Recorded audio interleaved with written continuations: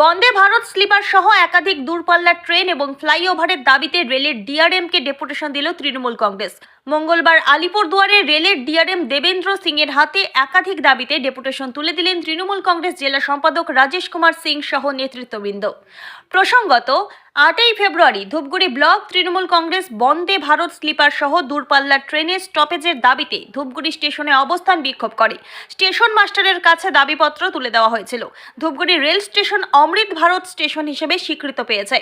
ইতিমধ্যে সেই স্টেশন নির্মাণের কাজ চলছে। স্টেশন বেশ কিছু ট্রেন দাঁড়ালেও একাধিক দ্রুতগামী ট্রেনের স্টপেজ নেই, ফলে এলাকার ব্যবসায়ীদের যাতায়াতের সমস্যার মুখে পড়তে হচ্ছে। পাশাপাশি ধূপগুড়ি মহকুমাতেই রয়েছে এশিয়ার দ্বিতীয় বৃহত্তম বিন্নাগুড়ি সেনা ছাউনি। সেই ক্ষেত্রে ধূপগুড়ি রেল স্টেশনের গুরুত্ব অপরিসীম।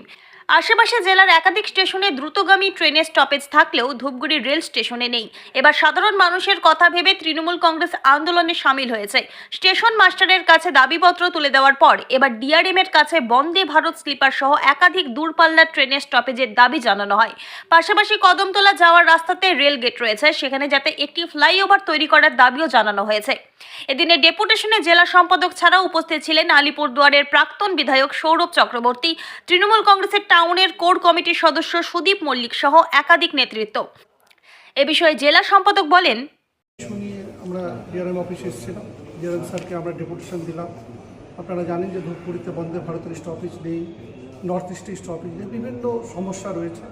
আমরা স্যারকে অনুরোধ করলাম যে ধূপগুড়ি একটা বড় জায়গা, যেখানে রেলের অনেক বেশি আর্নিং, যেখানে অনেক প্যাসেঞ্জার আপ ডাউন করে, যেখানে ক্যান্টিন আছে আমাদের, সেখানে মিলিটারি ক্যান্টনমেন্ট আছে, আপনার টি গার্ডেন আছে, বাট সেগুলো ট্রেনের স্টপেজ দেওয়া। উনি বললেন রেলগেট যেটা বিদ্যাসাগর স্কুল যাওয়ার সামনে, সেটা তিনি বললেন যে প্রপোজাল আকারে পাঠাবে, আমরা একটা ফ্লাইওভার করা যায় কিনা।